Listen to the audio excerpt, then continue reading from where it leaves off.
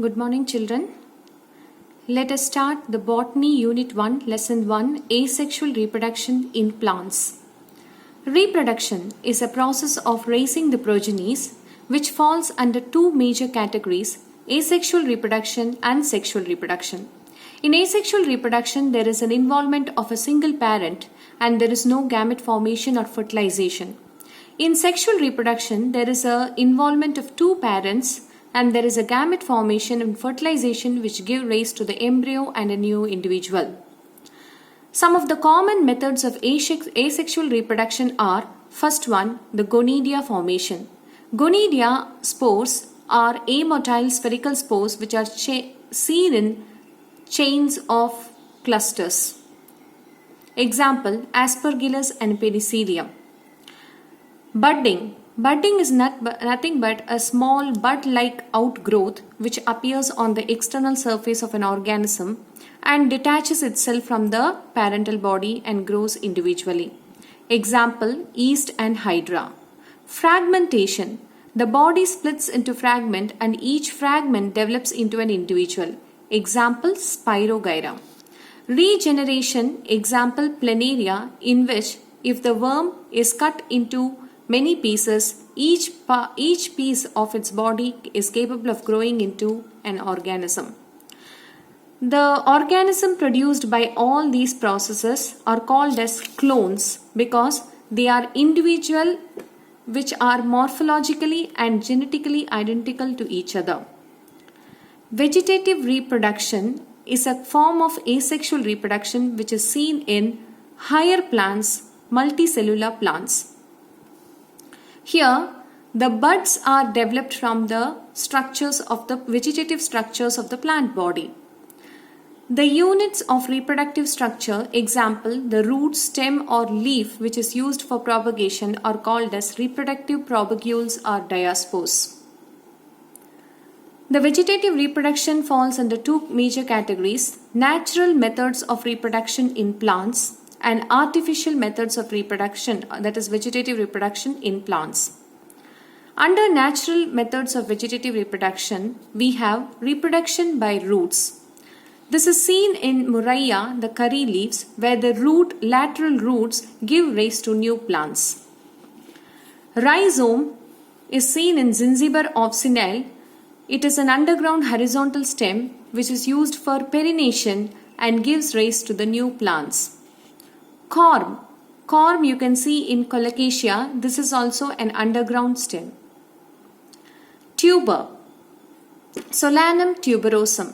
This is nothing but an underground stem which is capable of producing the buds and giving rise to the individual when it is buried. Bulb you can see in onions, Allium cepa. It is tunicated when the bulbs are fleshy. It contains a fleshy leaves. That time it is called as tunicated. Example, Allium cepa. If the bulbs have scaly leaves, it is called as naked. Example, Lilium. Reproduction by leaves. Here, the buds develop in the notches of the leaves. These buds are called as epiphyllous buds. Runners. These are horizontal stems which runs on the surface of the earth and give rise to new plants. It's seen in Centella asiatica. Then stolons. Stolons are nothing but subaerial stems which get buried into the soil and forms adventitious roots and develop into new plants. Offsets. Offsets are nothing but like runners. They are seen in aquatic plants. They give rise to lateral stems, give rise to new plants. Suckers. They are lateral underground stems which gives rise to new plant, seen in chrysanthemum. Then auxiliary bulbils. Auxiliary bulbils are the bud-like growth seen in the leaves of certain plants. Example, Dioscorea bulbifera. Artificial methods of vegetative reproduction. Why it is called artificial means it is man-made methods. Under this category we have two, that is conventional method This has been followed by man for a long time. So that's why it is called as conventional method or traditional methods. Then modern method, in which the technology is used to produce large number of plants in short time. That is called as modern method. Under conventional methods, we have three categories, that is cutting, grafting and layering. Cutting is nothing but the plant's body part, either it's a stem, leaf or root is cut and it is detached from the parental body and it is buried under the soil, develops into a new plant. Example, root cutting in malice, stem cutting in hibiscus and moringa, leaf cutting in begonia. Grafting. Grafting is nothing but two different plant parts are joined together and it grows into one plant. Here we have two plants, that is stalk. One we call it as stalk because the plant which is in contact with the soil is called a stalk, and the plant which is used for grafting is called as zeon. The plant part from which is used for grafting is called as zeon. So under grafting you have so many other categories like bud grafting, approach grafting, tongue grafting, crown grafting and wedge grafting. In bud grafting, the bud of the zeon is used in the stalk and small T-shaped slit is made in which the bud is placed and they are kept in contact by tying with a tape and it grows into an individual plant. Approach grafting, both the zeon and the stalk are in contact with the soil and their stems are brought closer to each other. The bark is removed and they are kept in close contact with each other. By hormonal application, they develop adventitious root and develop into a single plant.